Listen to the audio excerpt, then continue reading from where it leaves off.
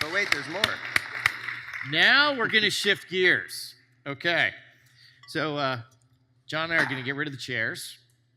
And we're going to try to not fall off the back of the stage. Let's see. The pens are down there. Yeah, we're going to get some markers here. All right. I really want to see if these cameras work. Yeah, so can you guys fire up the cameras here and put them on the boards? We're trying new frontier of technology. Ooh. That's white. Okay, we're going to test it. It's like, good test, Bob. So we're talking about Marketo now. Oh, it takes about 10 seconds. This is kind of cool. Come on. You just did an A/B test. Oh, okay, so we're losing a little bit at the top. So we're going to need to, like, you'll get it there? Okay. Isn't this cool? Well, it's cool except for the fact like every classroom in America has this now. Yeah, I know. It's like, I feel, that's a good point. Yeah. Yeah, we should have just got a couple of those for our kids. All right. Okay, so what we're going to do here is we're going to talk about Marketo. So John's previous life was founder and CMO of Marketo.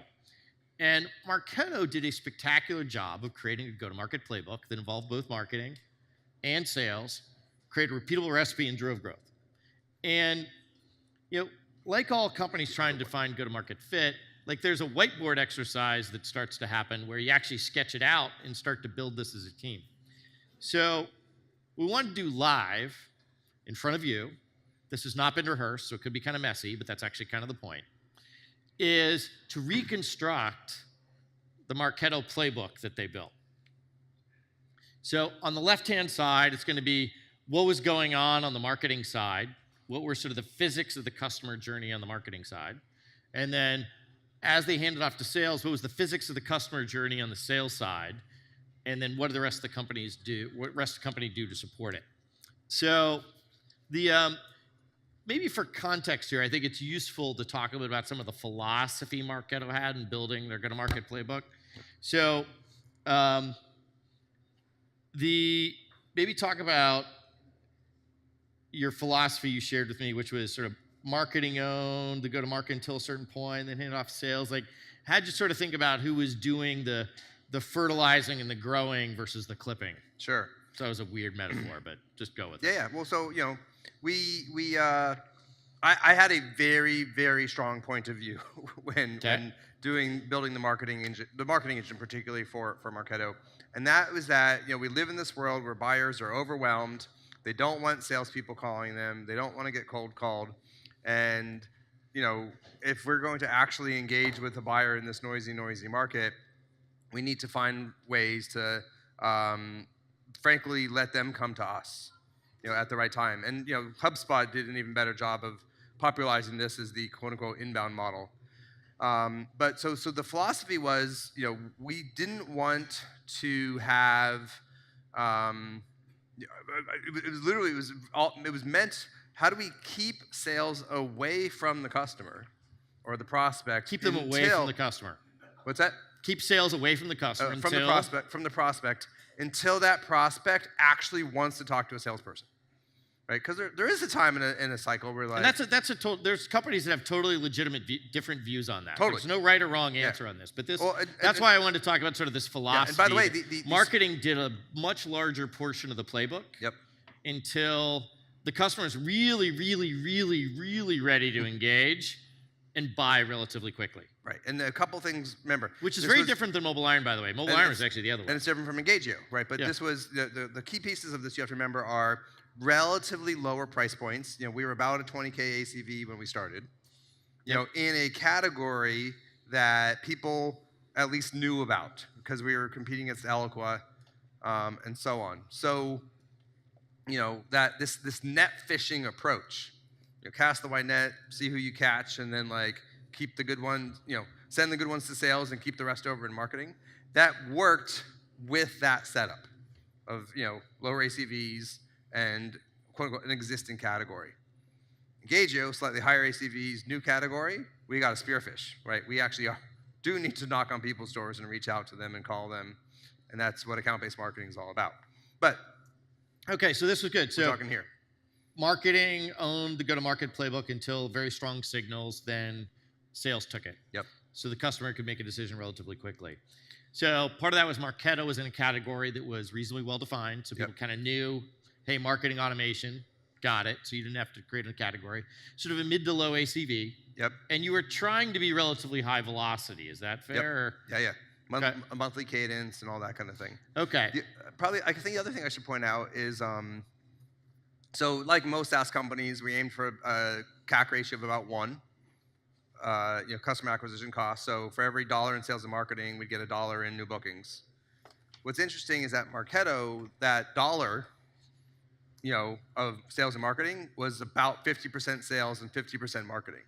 I.e., the marketing was 100% of the sales number, and that was absurdly high at most companies for marketing to be spending that much on marketing, as a percentage.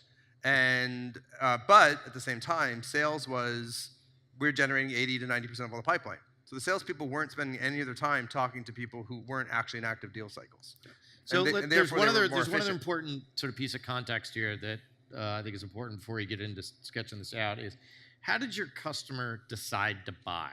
Or if you sort of look at what's underneath all of this, it's actually that little motion inside your customer where they sort of figure out, yeah, I'm going to do something or not. So what was sort of the assumption there? The buyer and decider were the same person, and you could reach them. The buyer was one person, the decider sat right next to him. Like, what was sort of the decision process you were banking on? There were a few threads, or wows potentially. One, every company in the world needs to send email. Say that again? They need to send email. Okay. Every company needs to send email. Okay. So for a lot of companies, they're like, all right, I'm a B2B company, I need to send email. I could buy MailChimp, but there's this other marketing automation thing. I should at least maybe pay attention to that. Okay. So that was sort of the first piece. The second was, and we did a lot of thought leadership around this to help amplify it, but this emerging notion of lead nurturing, i.e., just because somebody downloaded something from your website doesn't mean they're actually ready to talk to sales. How do you, continue to develop that lead and keep in touch until they actually, pass off to sales? That was what, our go-to-market was based on that, but that's also what our software enabled. Okay. So was the buyer and decider Marketo like the same person? Like the CMO was, you target them and they decide and say, good, we're go? Or did they have to get somebody else involved to decide? It was usually, as I said, it was under 25K. So, that's often a signing authority limit for a VP level person. Okay. This is really important here, right there, because this discussion was sort of banking on the fact that there's not 5 or 6 people involved in the decision. There would be a few, but yeah, mostly, the thing that's interesting about selling to marketing is they have big operational budgets. They spend 25 grand on a trade show like that. Right. So we're basically just trying to tap into you're sort of a rounding error in that equation. That same sales process, or that same kind of buying cycle. Got it. Okay. The last thing I'll say is, over time, this wasn't in 2008, but over time, eventually, it became like, of course you have a marketing automation system, right? Yeah. Like today, I bet nobody in the room, unless you're a brand new startup, does not have a marketing automation system. But that took a little time to build that piece up. Got it. So the buying cycle was customers were like, hey, look, I know I need something. I'm going to do some research. I'm going to figure out who it is. Hey, they find you, they engage with you, and then. Well, as we talked through the marketing piece, it wasn't, Let's start sketch it out. How I think the customer journey So in the very beginning, there's sort of like the wide world out there. Yep. Where what I heard you say is that you're basically doing sort of thought leadership and awareness, like way upstream, up top of the funnel, like just sort of your engagement with the world was thought leadership and awareness. Yeah, probably swap a little bit. Okay, fair enough. Let's swap them. So, to me, it starts with, obviously people should just know who Marketo is, right? And for us, that was a content marketing exercise. And we defined content that would be relevant for our business as anything that might be educational or entertaining to our target audience, of broadly speaking B2B marketers. So we did all sorts of stuff. We made a coloring book. Say that again.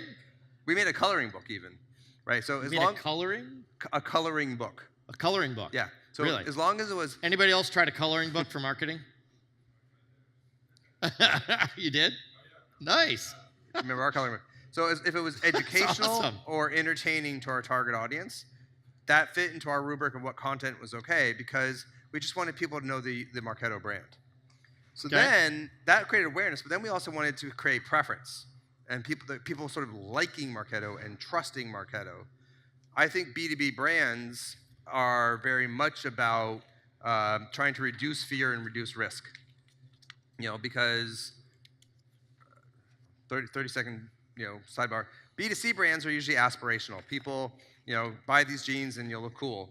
B2B brands, though, are usually there's an asymmetry of risk.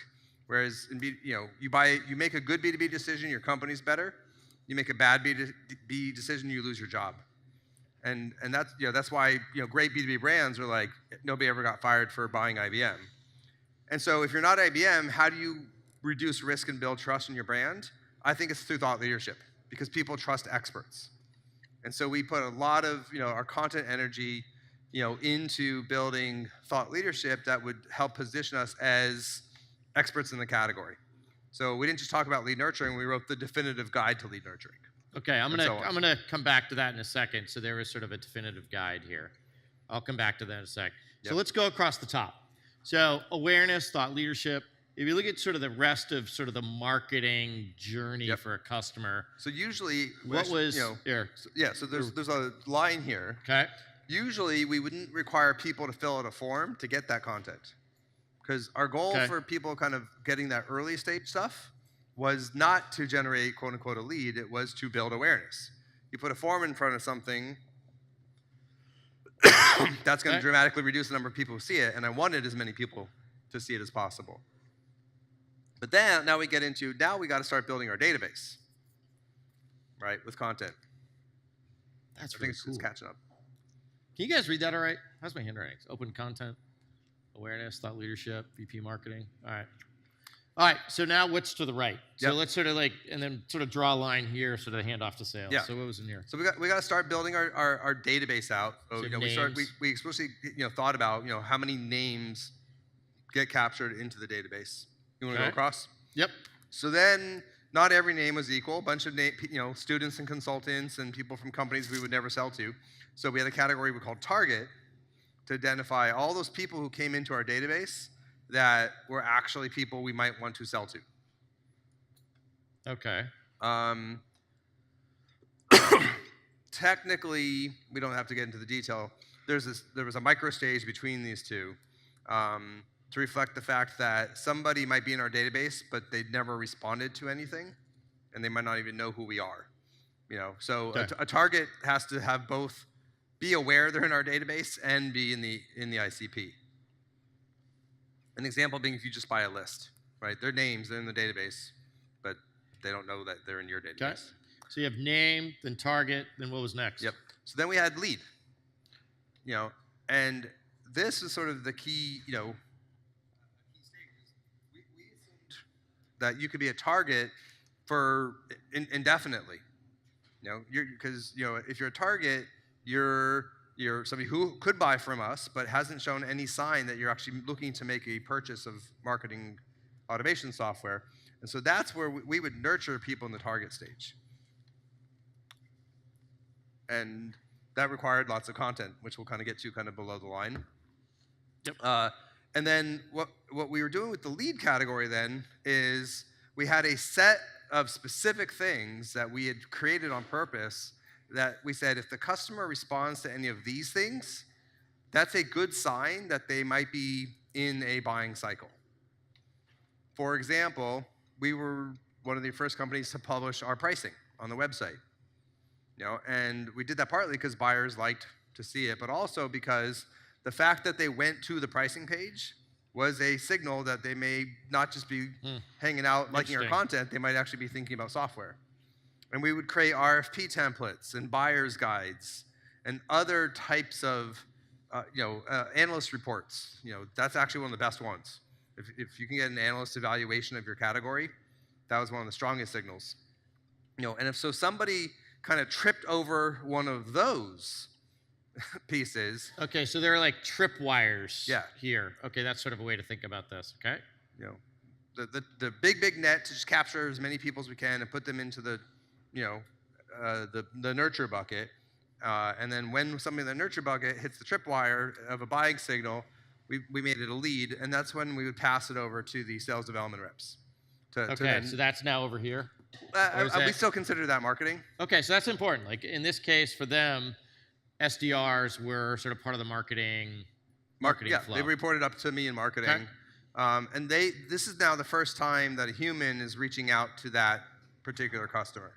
And again, it was 100% so that's just a regular lead. We wouldn't call it. Oh, you have. So to be specific, okay. When it became a lead is when it got passed to the SDR. Okay. So they did these things. That's how got they it. became Got it. Okay, excuse me. Good and catch. then Thank you.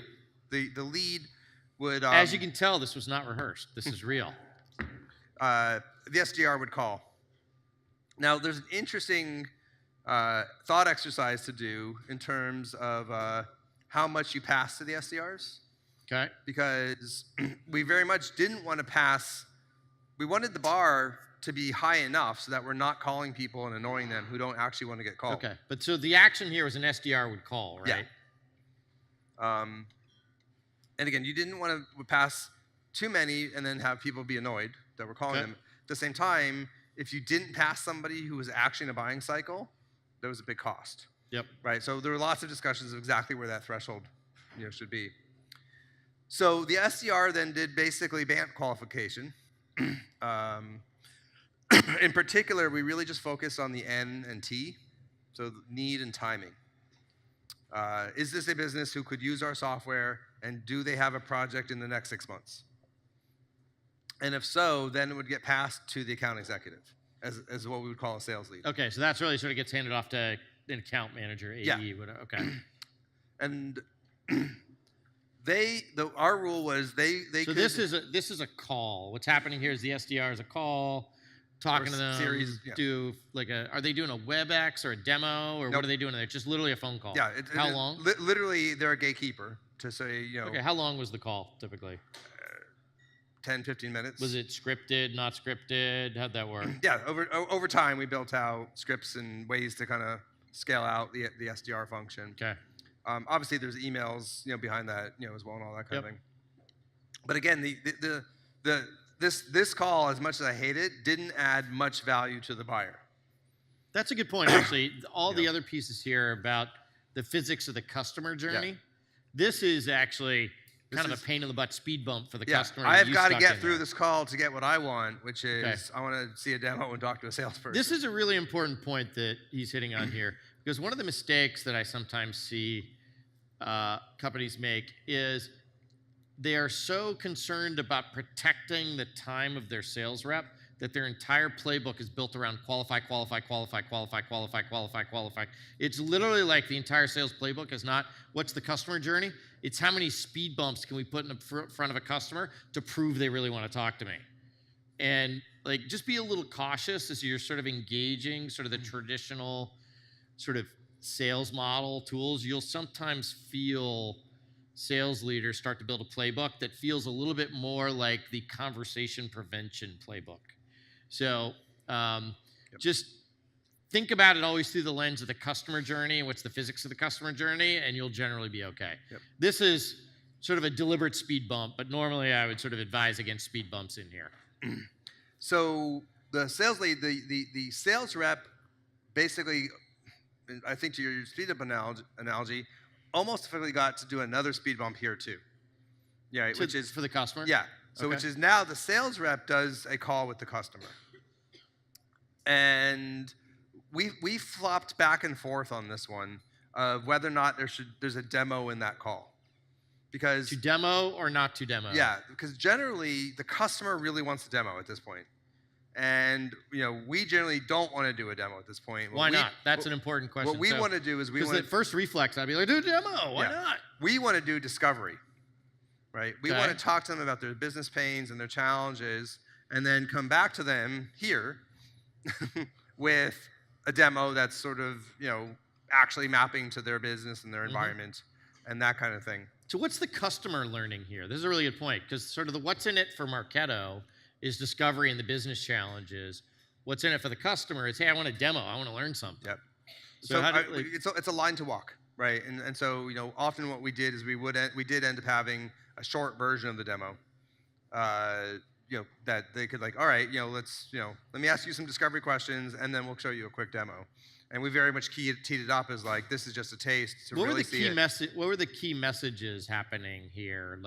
You were, this is sort of the do part. Hey, we're going to do a first meeting call, do a demo, discover the challenge. What was some of the things that they were saying in here? Yep. If you look at sort of your... So great. So that's a good question. We sort of, one of the things that sort of is the background on all of this that you and I talked about briefly on the phone is that by the time it's getting to the salesperson here, this customer is buying marketing automation software from somebody. Okay. Right. They're we've qualified that there's a project happening. They have a Okay. sales cycle going. And so the salesperson has to do almost no selling that why they need to buy something. Right? So all they're focused on is why they should buy ours.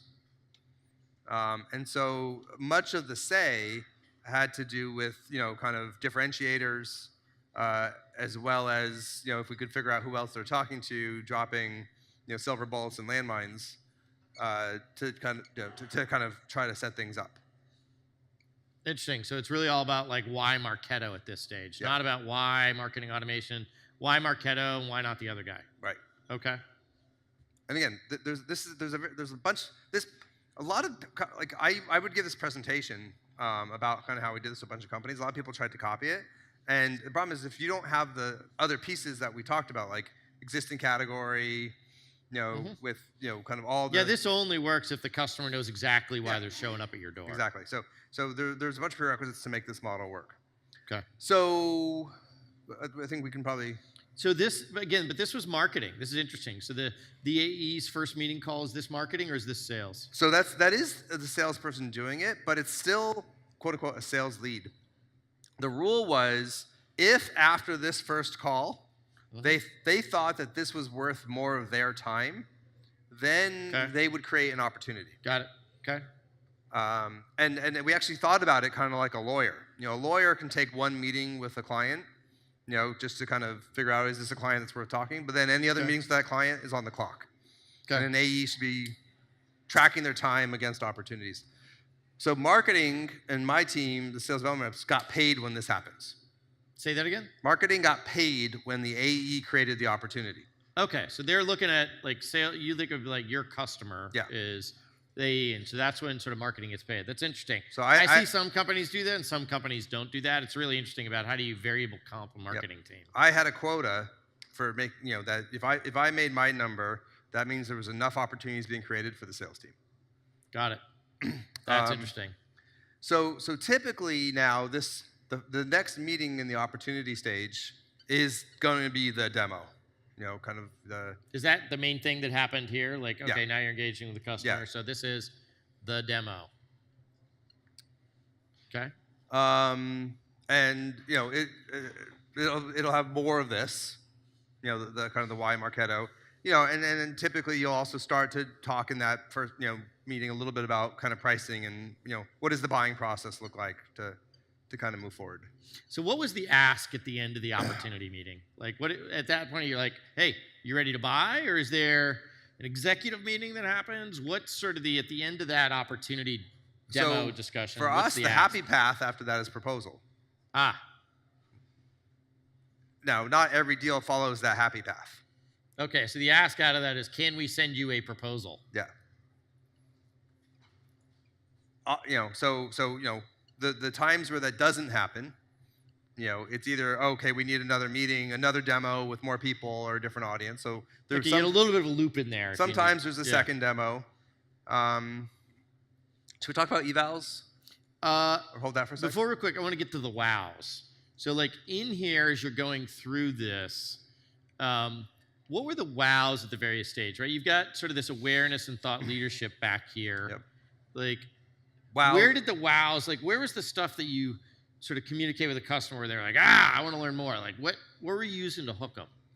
So definitely the thought leadership. Okay. And what's an example of that? Just so thought leadership is a bit of an abstract concept, so make it really concrete for the folks here. Like, oh, I've heard people talk about lead nurturing. What is it? You Google lead nurturing. Oh, Marketo shows up number 1. I click it. Oh, there's a book. Let me download it. Hey, wow, this book is really educational and helpful. okay. Does that make sense? Yeah, but I think there's another piece there, which is like there's content that's helpful to them, but you are actually helping your prospects do their jobs better and maybe get promoted.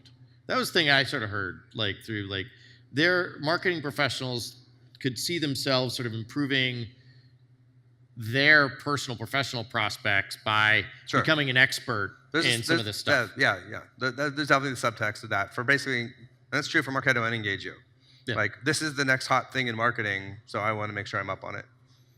Okay.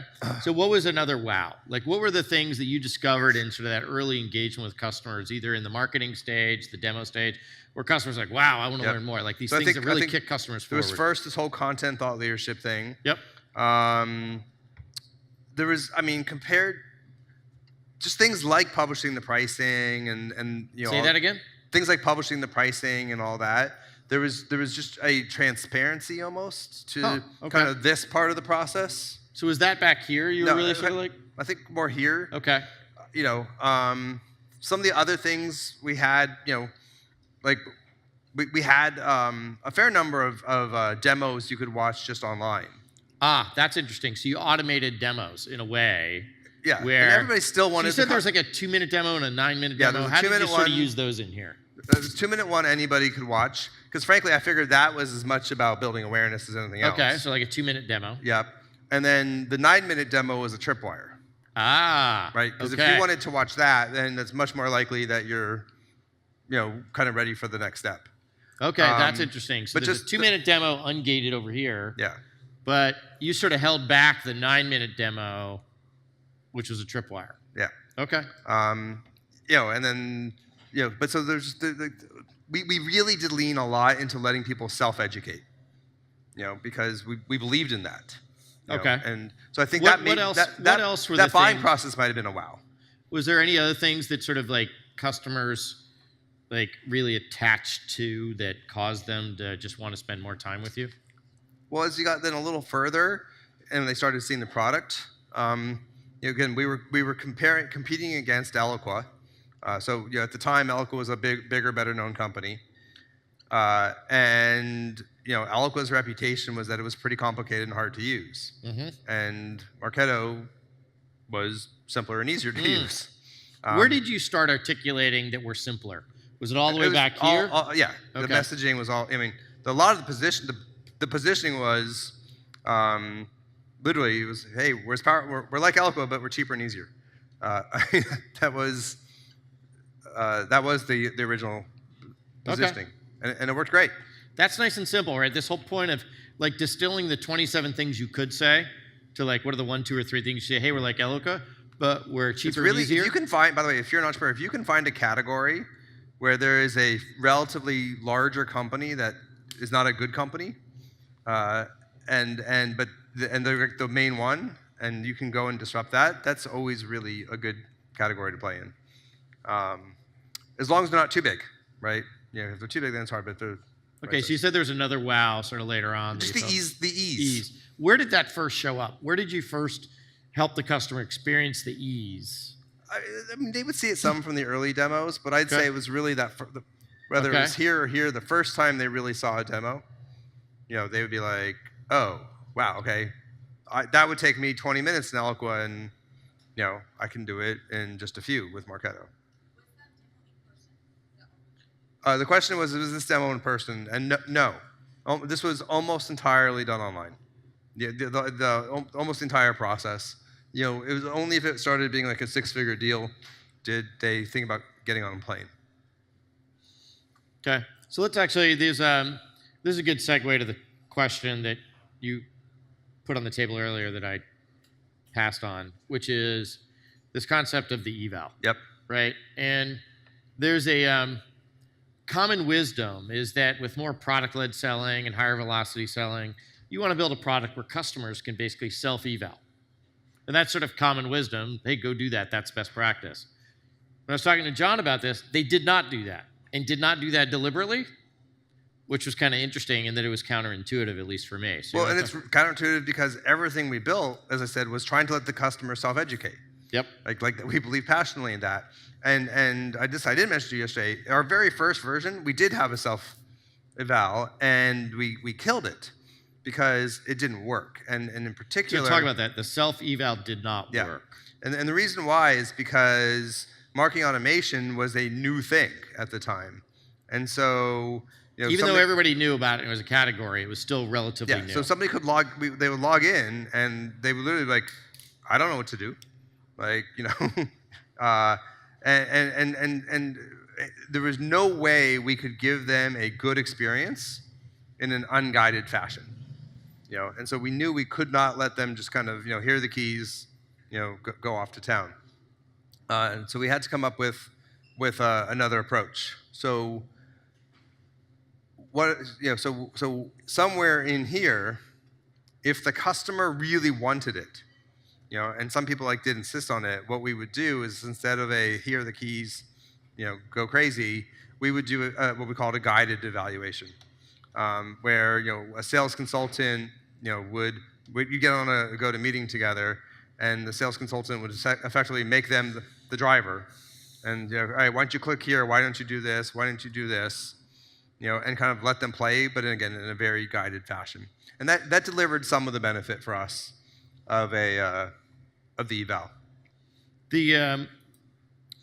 What was wired into that guided eval? Because we talked a little bit about this is one of those fulcrum points in a playbook, which is the eval, where the customer actually shifts from PowerPoint to actually seeing things live or semi-live.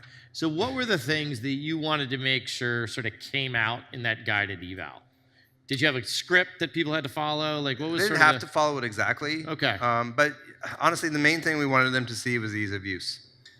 Okay. So how did you show that? Let's go build a list. Let's go build a campaign. Okay, so there was a sort of example workflow. Yeah. Okay. So sometimes this guided eval scratched the itch for what we're doing, but we talked earlier about the 3+9s that Engager used. I got the idea from Marketo because sometimes if the customer really, really, really wanted, hey, I got to try this thing before I buy, that's where we invented the 3+9, to kind of tackle that somewhere in this phase. So if they wanted to double click beyond sort of just an example workflow and really get a little more granular, what was sort of the next set of things on the guided eval? I don't know. Just they would walk through the product. They build a landing page. They build an email. Okay, that's a good example. So just okay. There's a question. Should I take it? Go for it. Go ahead while we're waiting. Go for it.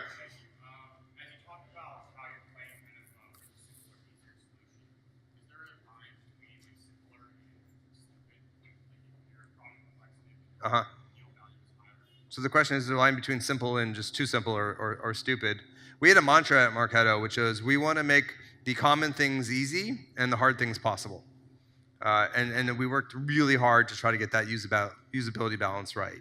You just want to take a list of VPs and send them an email? Super duper easy. You want to do something crazy? All right, you had to maybe do some stuff, but it was possible. So it was that, I think to your question, make sure you get the second piece. Okay. So let's keep going to the right, because I want to make sure we get sort of across the finish line down here. So guided eval, opportunity to the sales rep. How long was a customer typically hear, proposal, win? What was that sales cycle? So this whole cycle on average was 45 days. Wow. From opportunity to win. And obviously there were some longer ones. But the other thing that we sort of missed over here is that this, on average, was about a year. Ooh, interesting. You guys hear that? Say that again, Jon. That was so from entering our database to becoming an opportunity was an average of just about a year. And it varied a lot by where the source of the name was, but it averaged out to a year. And then this was then pretty, relatively quick. So we did we used references very heavily. kind of as we start getting into this phase. And that's, a lot of the company supporting, stuff was kind of managing the reference process and the reference program and how that worked. Then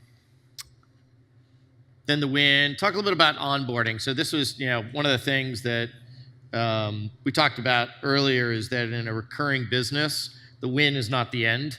It's just a commitment to get started. Yep. So what sort of happened after the win? What was the next couple stages of the playbook out here? There's onboarding, and you mentioned another one. Well, eventually, then we'd get it. We started thinking about advocacy and then cross sell. Got it. Over time. Got it. And we built a pretty good customer marketing team to start thinking about that kind of stuff. What's sort of really some interesting points to make. Unlocking cross sell was really hard. I think people, tend to think, I'm going to put all this energy into marketing, creating leads, and I have SDRs following up on leads on the new business side. But somehow cross-sell revenue is just going to happen magically by itself. And we didn't really unlock the cross-sell until we said, no, it requires dedicated marketing and dedicated sales development. That's fascinating. In order to kind of really develop and create those so was that deals. Inside your customer success organization, or was that like a separate team in over sales? time in marketing, they remember I said I had a quota for pipeline over here. This is a little bit after my time, but eventually they started having a quota for pipeline for cross sell as well. Got it. And that was a sales quota on sales reps or on? That was a marketing quota for pipeline creation. Marketing. Oh, interesting. Okay, cool. Yeah. All right.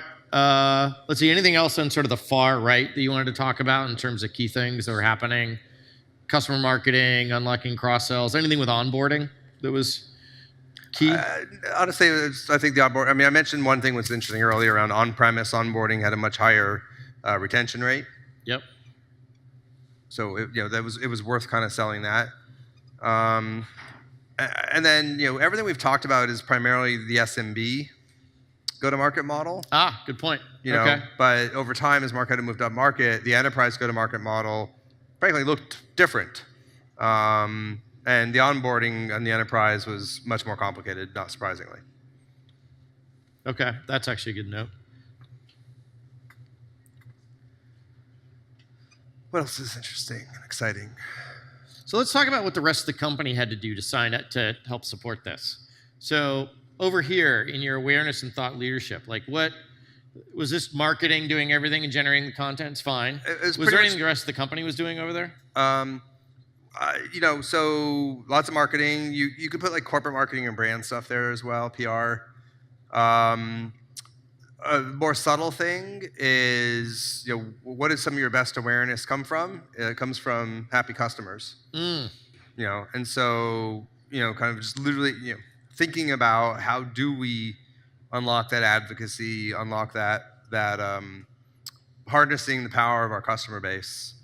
Marketo eventually branded that as the marketing nation, which was not my idea, but an inspired bit of marketing. To just kind of put some brand behind that. Very Oakland Raiders. Well, I think that was part of the inspiration. Yeah, exactly. Raider Nation. It was inspired by that, and also the Verizon commercial where Paul had all the people behind him. I don't think I remember that one. Anyway. Yeah, that's all right. Okay, so let's keep going this way. If you look at sort of what was the rest of the company doing to support like either the targeting, the lead, the SDR, the AE. What was the rest of the company doing here? Product stuff. Again, it's still a lot of marketing, but it's the huge content engine. Okay. Just pumping out daily blog posts, ebooks, definitive guides, all that kind of stuff. Who did the competitive analysis here to feed? Like, why Marketo and not the other guy? There's a product marketing team. Product marketing, kind of doing that kind of stuff. I'm just trying to think of like non-marketing support kind of through that area. What about sort of analytics on customers and what customers are really doing and sort of sharing that back here, say, back in 2008, we didn't have great kind of product telemetry. Okay. And I mean, I think that's super crazy important, and I couldn't imagine running a SaaS business today without it.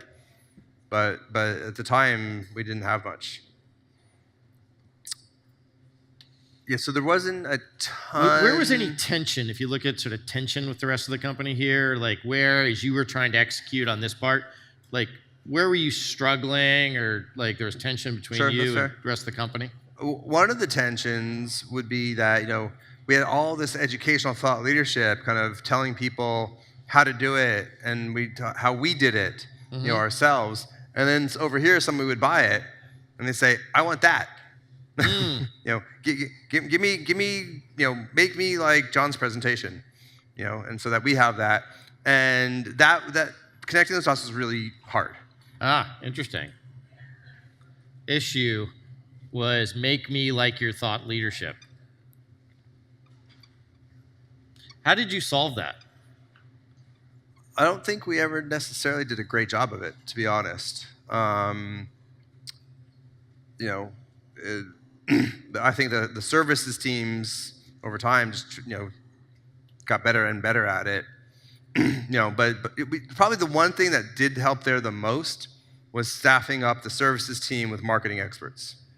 Say that again? Staffing like people who were marketers and marketing experts onto the services team. Oh, interesting. Because it required a certain level of actual domain expertise to sort of deliver that level.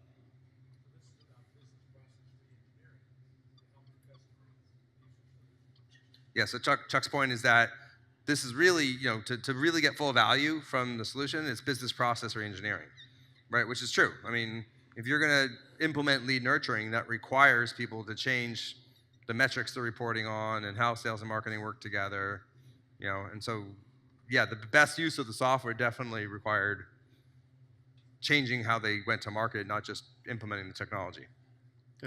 Was there anything big that you had to like, what was the biggest change you had to make in this playbook? Like, if you look at, all right, look, we got sort of fertilizing the field with awareness and thought leadership out here. Yep. You got marketing sort of bearing a huge portion of the sales cycle here to get customers to their 45-day ready to buy. And then here it's like, turn the crank. So what was the biggest change or two you had to make in the playbook sort of over the time you were there? I'll make 2 points. The first was as the company got a little bit bigger and started having more SKUs to sell, there was this complexity that started getting into things of like, what am I buying? Am I buying this or am I buying that? And interesting point. Where am I? You might be here for one SKU, but actually over here for another and whatnot. And frankly, it caused it really did slow down sales. And created buyer confusion. And the solution was to rejigger all the pricing around bundles. And so that, basically we tell, much more telling people, here's how you buy. Which, by the way, that's what every car company does now too, right? In the old days, you'd have your car with 5,000 options, and now it's 3 packages. You want this bundle or this bundle or this bundle. How did adding bundles change your go-to-market playbook here? Because I know Mobile Iron, we went from sort of one product to now we got multiple products with bundles. Like, it was a really different conversation with customers. Like, at least was for us. I don't know how did it change? Well, the biggest thing that it changed is kind of how it played out over here. Oh, interesting. Because the motion here then became moving people into higher bundles more than just selling them different products. And then on the product side, learning over time, what are the feature sets that are really going to cause somebody to want to jump from stage to stage to stage. So that was, I think, one major change. And the other one, to go back to the very first thing I said when we first sat down, is this was very much an SMB model. And as Marketo moved up market, this all had to evolve to start looking more and more like a spearfishing and less like just a net. This is a very linear handoff, right? It was, you called it an API yesterday. Yeah, it's like an API between marketing and sales. Yeah. Like marketing owns this, sales owns this, right? Don't market to sales, they don't market to the people here. Don't confuse my sales process. Yeah, exactly. And when you get into more complex deals, these become much more intertwined, functions where sales is involved with opening the door, and marketing is involved over here with setting up field events and things like that. Okay, so it's much more fluid. Okay, that's a really interesting point. This gets to sort of a spot where I thought we'd wrap, which is that there's a reason why we don't call this sales fit. We call it go-to-market fit. Is because it involves both marketing and sales. And if you look at sort of historically in companies, those were separate disciplines that had a very bright line between them. And it was sort of like I said, sort of an API. And that API was process, organizationally responsibility, and even how people talk to each other. So the reason why we think about this go-to-market fit in a go-to-market playbook is it actually spans the whole marketing and sales journey for how you find customers and eventually win them. So given that context, talk to me a little bit about how you're seeing sort of sales and marketing work together or be the same team or sort of be much more fluid between them, because as soon as you draw a bright organizational line saying that's one team and that's the other, all of a sudden the fluidity across that line gets brittle. Yep. All of a sudden now it's an executive conversation about sort of trying something new in the playbook versus we'll just go try it. So how do you talk to me a little bit about how you see this unfolding as a leader in sort of a company that actually lives in the middle of this? Yep. I think a lot of it comes down to what I like to call just entitlements and service level agreements. Mm-hmm. So back in the classic old world here, there was an SLA that sat here, right? If we're passing you this thing, you need to follow up within 6 days or this way, and that kind of thing. And that was simple. That was the extent of it. What I see happening more and more is companies defining much more complex entitlements and rules, typically based on account tier.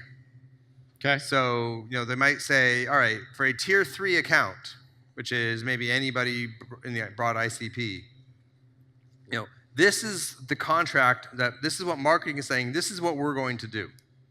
And then sales saying, this is what we're going to do. And they agree on that up front. And that's very different now for a tier 1 account, right? We are going to create this account plan, and we are going to make sure that we have pre-populated database with contacts for each of the key personas. And we are going to hold a custom, whatever. I mean, the entitlements are going to vary based on that. But again, it's that process of marketing sales sitting down and saying, how what do you think about them being the same treat? Organization? What's that? What do you think about them being the same organization? Because that's one way to solve this sort of entitlement API problem is just make the same team. So I'm not a huge fan of that.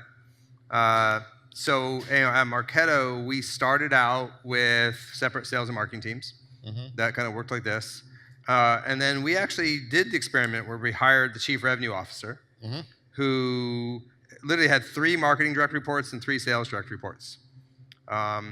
Which is, by the way, if you're going to do CRO, that's, I think, truly what it means to do. If you have a CRO that just happens to have a CMO report to him or her, to me, that's just a glorified salesperson, and marketing is just reporting to sales. But we tried it, and it was hard.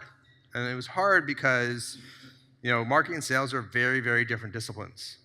And I think the best practices in managing those 2 different disciplines, it's very unlikely to find somebody who's going to be world-class at managing both disciplines, as opposed to kind of finding a way for them to kind of just work together as peers.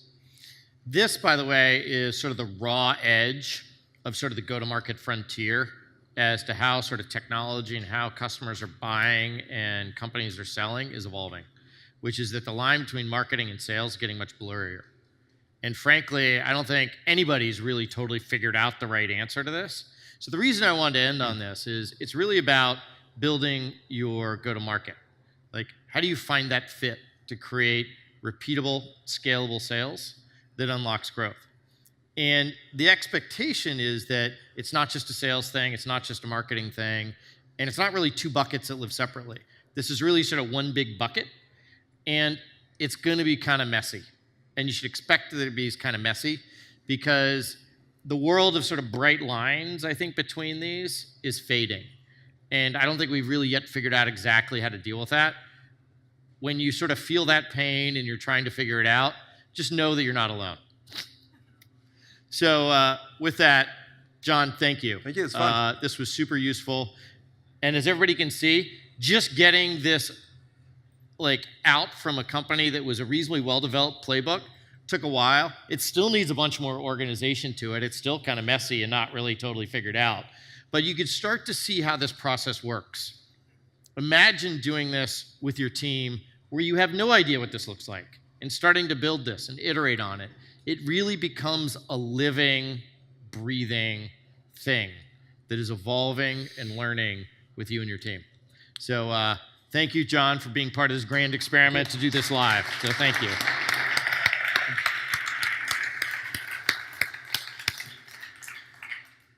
All right, so we are 12 minutes behind.